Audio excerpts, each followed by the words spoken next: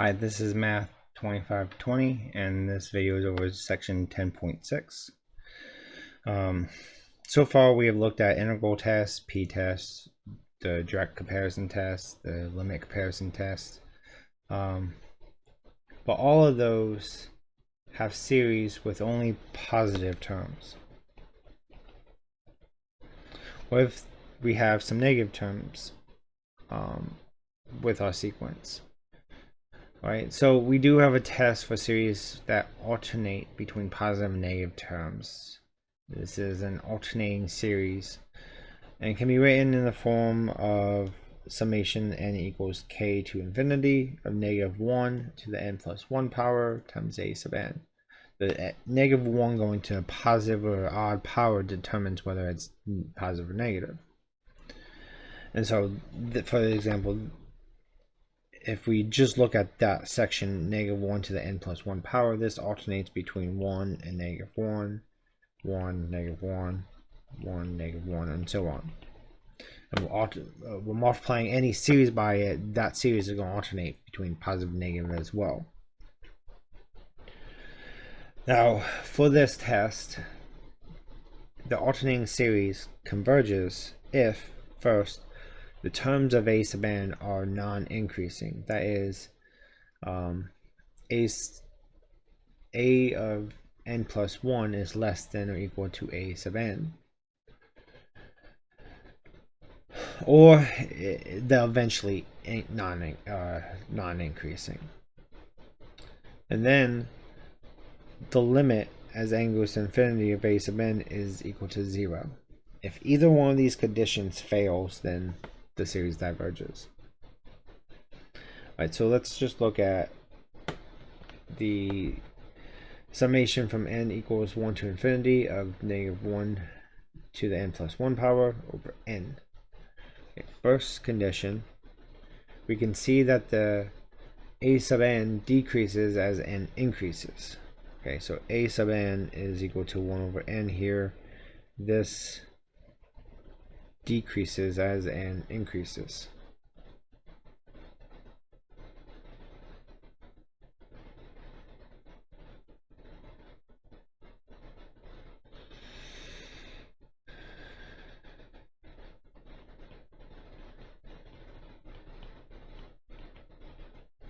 Okay, so when n is 1, we have 1, then we have 1/2, then 1/3, and so on. Right, and so that means that it's non-increasing.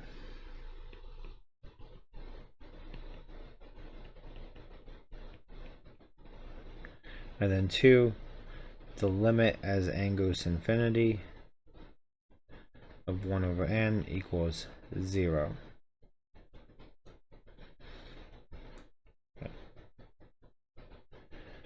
And so the series converges.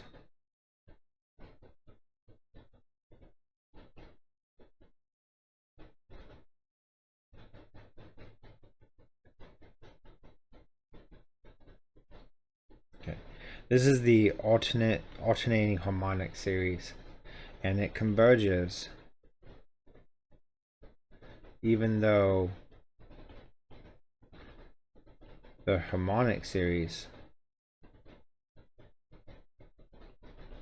of summation of n to 1 to infinity of 1 over n diverges. And again, we've seen that in before that it diverges. Right.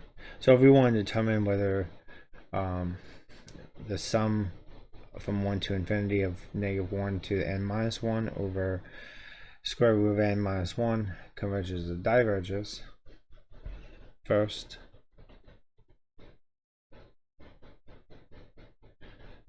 our a sub n here,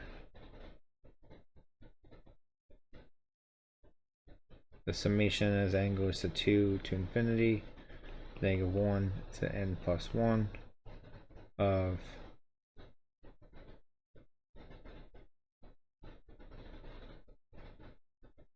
-1 to n minus 2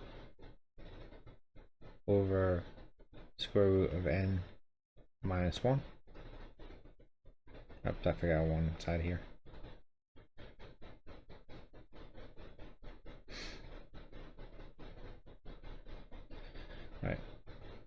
this is our a sub n. And so a sub n will equal 1 over square root of n minus 1. And that's just 1 squared. So it ends up being just that. You know, I can write 1 squared on the outside here, but that's just 1. Okay, that's our a sub n. And we look at to see if this is increasing or not. So when n is 1, we're at 1 over 1 minus 1, which is 0. So, well, wait, we gotta start at 2. Alright. So n square root of 2 minus 1. And then we'll have 1 over square root of 3 minus 1. 1 over square root of 4 minus 1. Okay. These values are increasing in the denominator, so this is decreasing. Right, so a sub n is decreasing. So it's non-increasing. And then 2, if we take the limit as n goes to infinity of 1 over square root of n minus 1, that is also going to go to 0. Since that denominator increases, fractions going to 0. Right, so the series converges.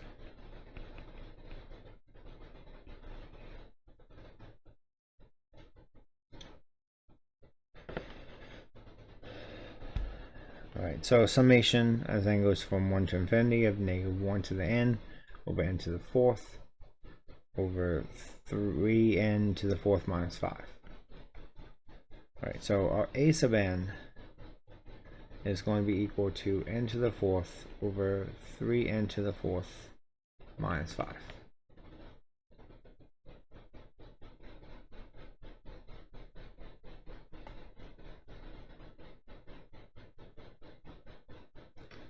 And so we can look at this and compare it to the next higher one, so n plus 1. Just waiting for it to save. So n plus 1 to the 4th over 3n plus 1 to the 4th minus 5.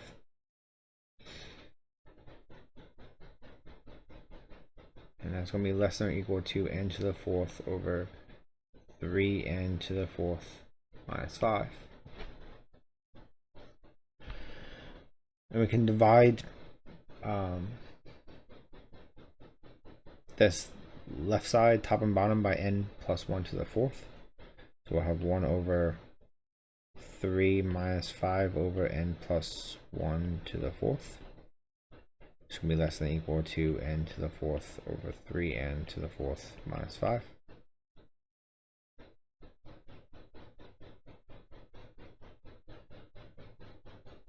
And we're going to do something similar. Actually, I'm going to do that in this step. So divide top and bottom by n to the 4th.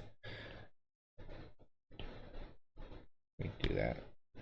1 over 3 minus 5 over n to the 4th.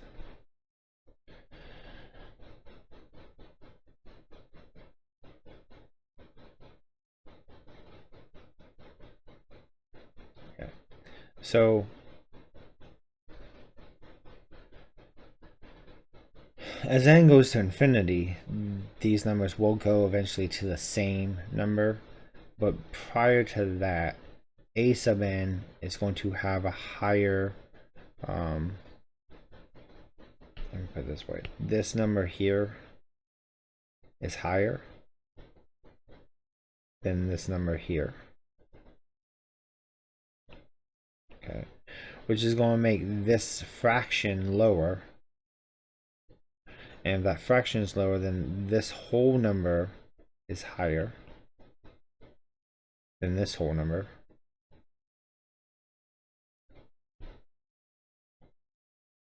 I'll do it this way. And so if this whole number is higher, then it makes that whole fraction lower.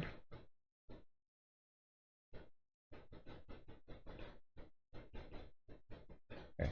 So this a sub n is decreasing as n increases. Okay, now we look at the limit of n to the fourth over 3n to the fourth minus 5 equals the limit as n goes to infinity of 1 over 3 minus 5 over n to the fourth, which is equal to 1/3, which is not equal to 0, and so forth. Therefore, the series diverges. So it doesn't matter that it's increasing or decreasing. This series ends up diverging anyways. You check both though, just getting a common habit of checking both.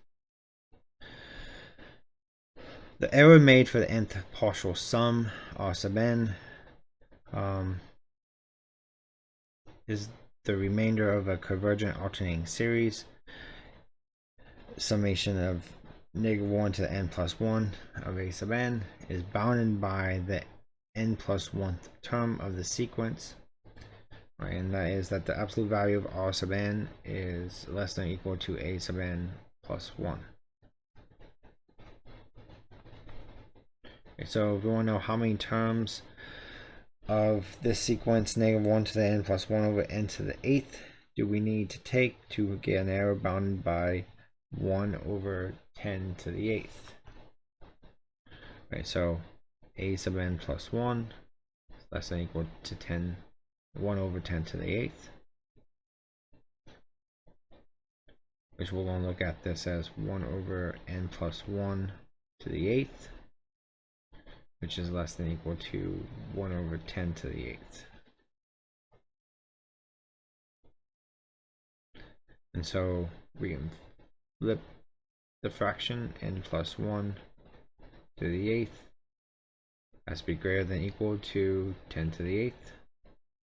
Flip the fraction, you flip the inequality sign. Take the 8th root, you get n plus 1 has to be then greater than or equal to 10.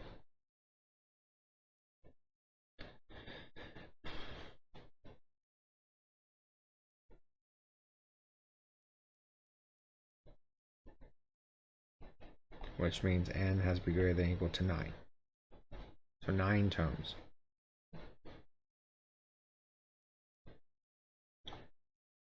Alright, now another test, absolute convergent test and conditional convergent test. Any sequence a sub n is less than or equal to absolute value of a sub n. And so we can always compare a summation of a sub n with the summation of absolute value of a sub n.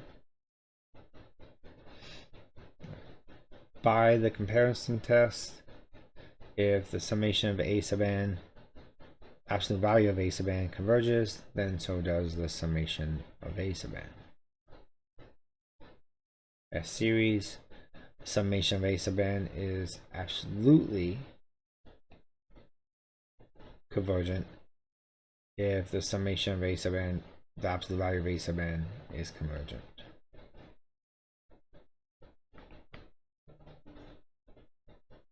Okay.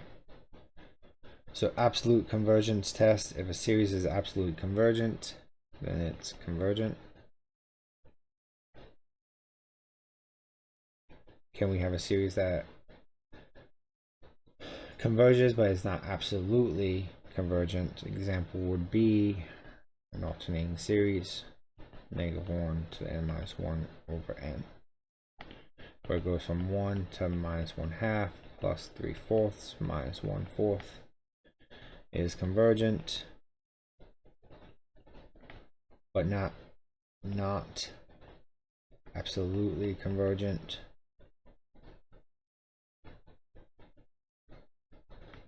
Since the absolute value of this series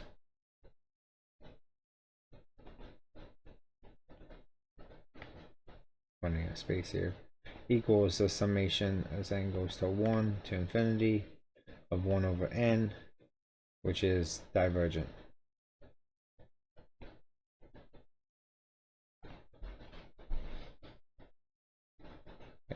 A series that is convergent but not absolutely convergent is called conditionally convergent.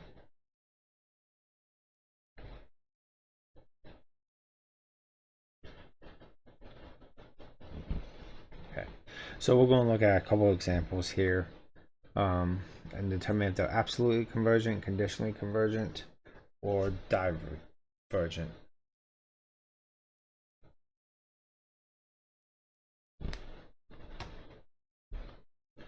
So summation of 1 to infinity of -1 to the n over 4th power of n.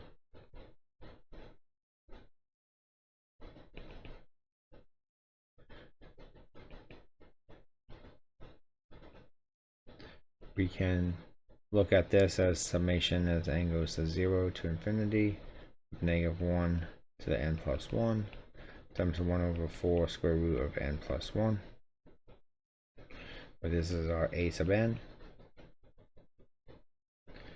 And this a sub n decreases as n increases.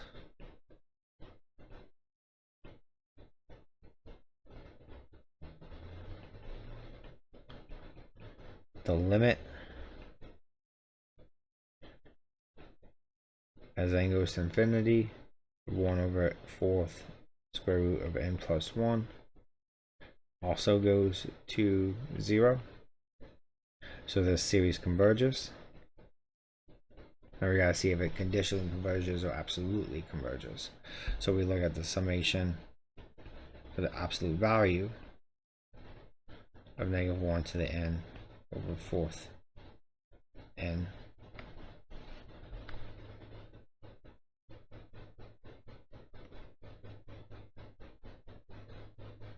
And so this would be summation as n equals 1 to infinity of 1 over 4 times square root of n,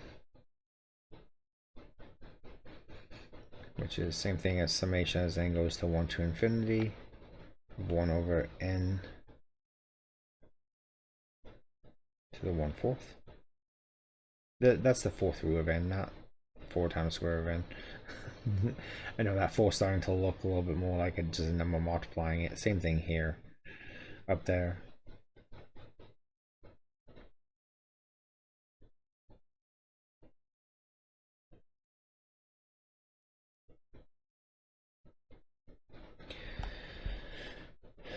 It's taking a while to save, man.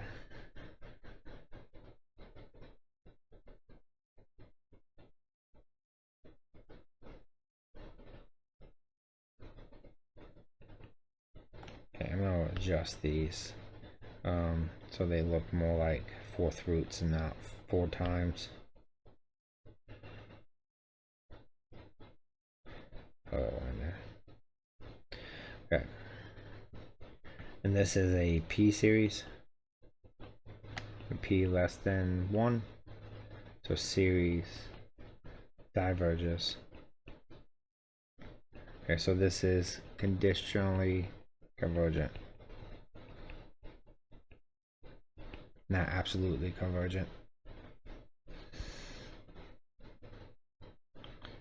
Right, next one, we'll look at -1 to the n plus 1 over square root of 5 to the n. Well, we can compare this with 1 over the 5th root of n plus 1. Okay, with n plus 1 being always greater, that means that fraction is going to be always smaller or equal to. Right, so it's always decreasing, or it's decreasing, I should say that. At least partly decreasing, so it's non-increasing. And then the limit as n goes to infinity of 1 over 5 to the 5th root of n. This is going to go larger, the whole fraction is going to go 0. Alright, so the series is convergent.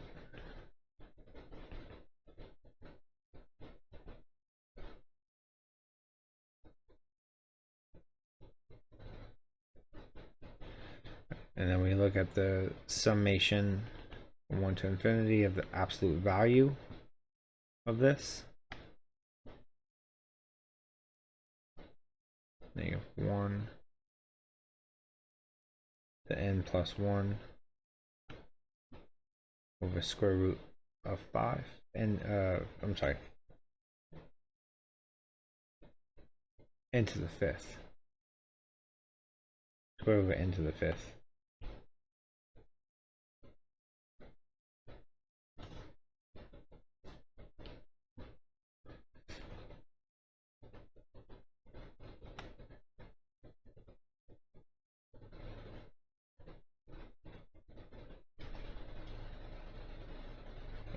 This is going to become summation from n to the infinity, 1 over square root of n to the 5th.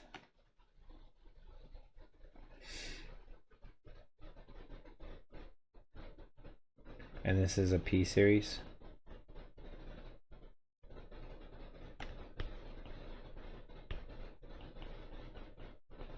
With p equaling 5/2. So series is absolutely convergent.